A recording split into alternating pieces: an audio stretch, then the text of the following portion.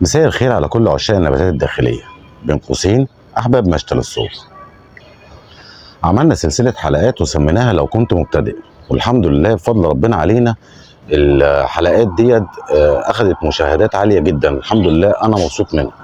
عشان كده قررنا إن احنا نكمل في الحلقات ديت، وهناخد بإيديكم إن شاء الله رب العالمين من مرحلة المبتدئ مع بعضينا نوصل سوا لمرحلة الاحتراف.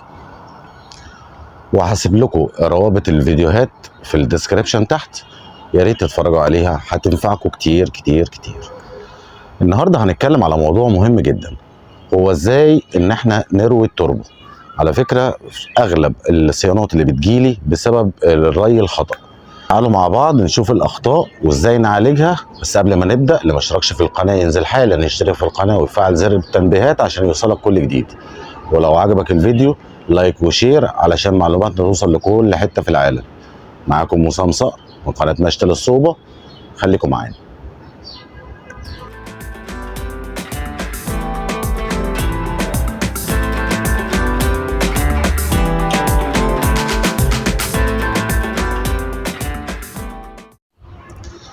في البدايه لازم نتفق ان اي نبات داخلي لازم يتربى في بيتموس، لازم يجي لك في بيتك في بيتموس. ليه؟ عشان البيتموس ده وسط بيحاكي البيئه الطبيعيه بتاعته في مكانه الطبيعي. يعني النبات دوت نبات استوائي، اغلب النباتات الداخليه هي نباتات استوائيه، وفي الغابات الاستوائيه بيبقى فيه امطار كتير، اذا التربه بتتشبع بالميه، بتقعد مده طويله، وده اللي بيعمله البيتموس بالظبط. البيتموس بيحتفظ بالميه مده طويله.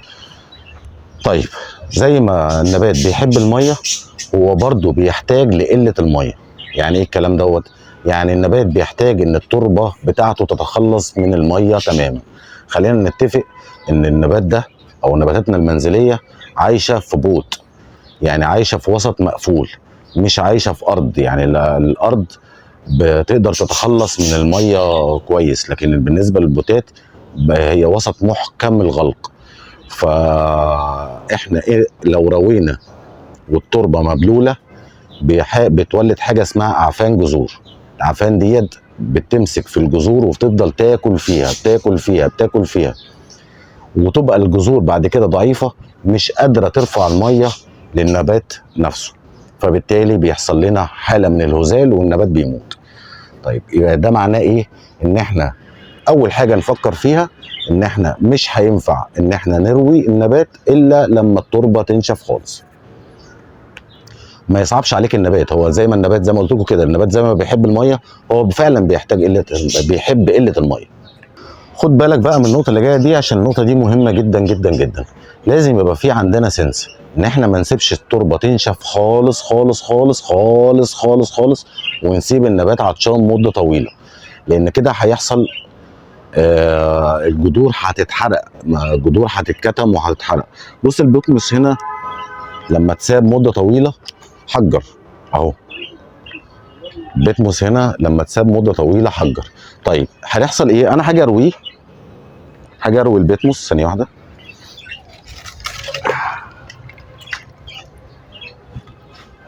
بصوا كده الماس، بص اللي هيحصل ايه.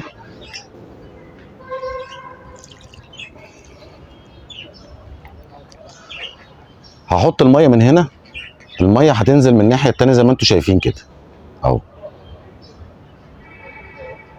بص الميه نزلت على طول، وبرده البيتموس هيفضل محجر اهي، الميه اهي بتنزل على طول، البيتموس ما بيستفادش بيها خالص. شايفين؟ على فكره برضو مهم جدا جدا جدا يبقى عندنا فتحات تصريف للنبات من تحت، للبوت من تحت كويس. شايفين الفتحات تصريف عامله ازاي هنا؟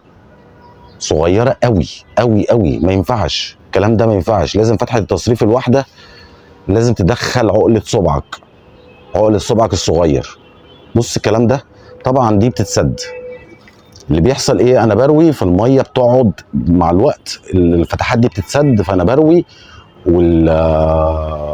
والميه بترقى تحت في البوت من تحت كويس، فبالتالي بيصاب النبات بعفان الجذور، وبرده الاعفان دي بتفضل تاكل في النبات، وبالتالي بيظهر عليه اعراض العطش اللي انتوا شايفينها دي، لانه النبات كده دلوقتي انا متاكد انه من غير جذور خالص. كويس. طيب لو احنا وسعنا الاخرام ديت فتحات تصريف ولقينا التربه محجره بالمنظر دوت، هنحط الميه هتنزل من الناحيه التانيه، كده النبات ما استفادش بالميه خالص. طب الحل ايه؟ الحل البيتموس لما يحجر بالشكل دوت بيبقى عامل كأن بالظبط حضرتك حاطط سفنجه في عز الشمس سبتها اسبوع.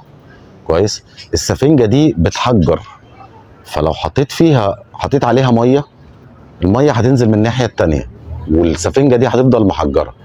حلها ايه؟ حلها ان احنا نقعدها في ميه مده طويله بحيث انها تفك نفسها وتشتغل معانا وتبقى سفنجه عاديه، ترجع تاني للحاله اللينه وتبقى سفنجه عاديه وتبدا تشتغل تعمل شغلها يعني.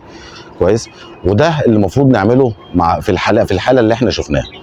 احنا لو وصلنا لاي سبب ما ان احنا التربه بتاعتنا توصل لحاله التحجيره دي، كويس، لازم ناخد النبات نقعده في جردل الميه من بالليل للصبح، بحيث ان الميه هتفضل البيتموس هيفضل يتشرب واحده واحده واحده واحده واحده واحده لغايه اما يبقى يرجع تاني للحاله اللينه ويبدا يشرب وهياخد كفايته. احنا الصبح هناخده النبات هننفضه وهنرجعه مكانه تاني.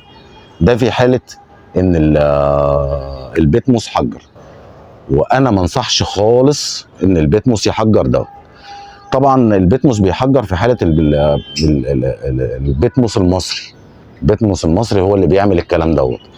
البيتموس الاجنبي او البيتموس اللي جاي من بره بيفرول، بس برضه بيبقى نفس النتيجه، يعني النتيجه ما بيشربش برضه الميه، بيفرول بس ما بيشربش الميه. فهنضطر نعمل معاه نفس الحكايه بحيث ان هو يشرب الميه تدريجيا تدريجيا تدريجيا، وبعد كده ننفض النبات ونرجعه في مكانه وهيبقى 100 فل و14. وهنا بقى يجي السنس بتاعك، انت ما تسيبش النبات يبقى عطشان او ما تفضلش تدي الميه عمال على بطال. وده لازم لازم لازم لازم لازم، يعني دي مهاره لازم انت تكتسبها تتعلمها، تشوف نتعلمها ازاي ونتعلمها. كويس. ما ينفعش زي ما انا قلت ان انا ادي ميه والتربه مبلوله في الوسط المقفول اللي هو البوت، هيعمل تعفن في الجذور والجذور تتاكل وبالتالي ما تقدرش ترفع الميه لفوق. كويس.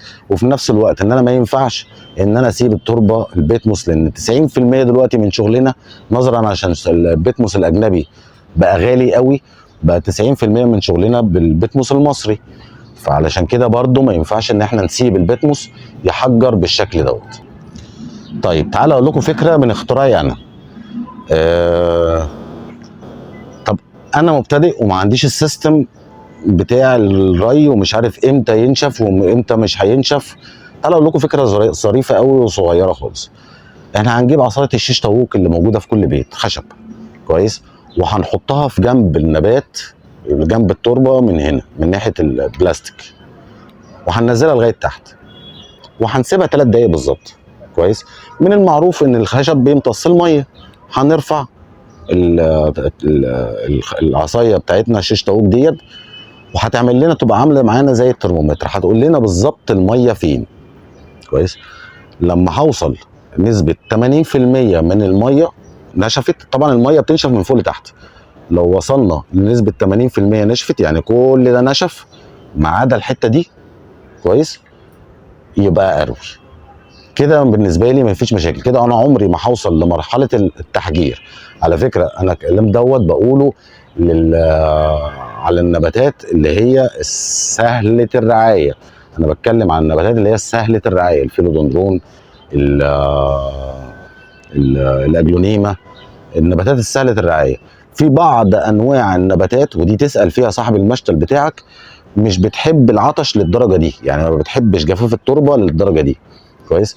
بتبقى نسبه يعني بنسيب جفاف التربه لمده 50% بس، ما بنسيبهاش لغايه ال 80%، لان دي بتبقى نباتات جذورها رفيعه خالص ما بتستحملش العطش، فلو سبناها فوق التربه ناشفه الجذور بتاعتها بتتحرق.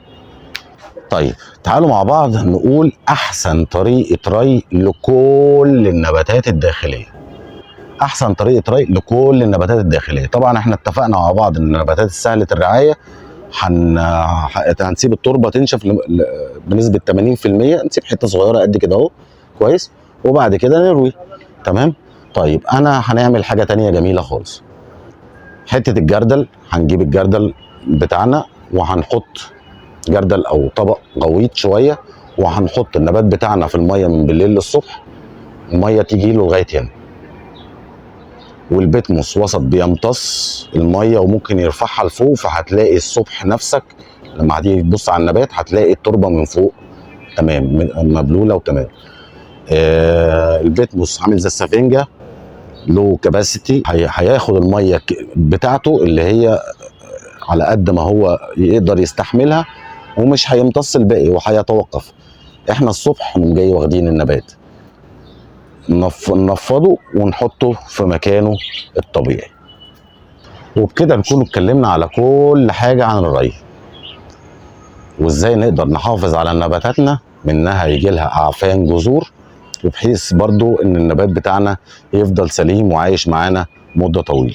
حبايبنا اللي وصلوا لغاية هنا انتوا اخواتي وحبايبي، لو عجبك الفيديو ما تنساش تدعمنا بلايك وتشير الفيديو على قد ما تقدر علشان معلوماتنا توصل لكل حتة في العالم.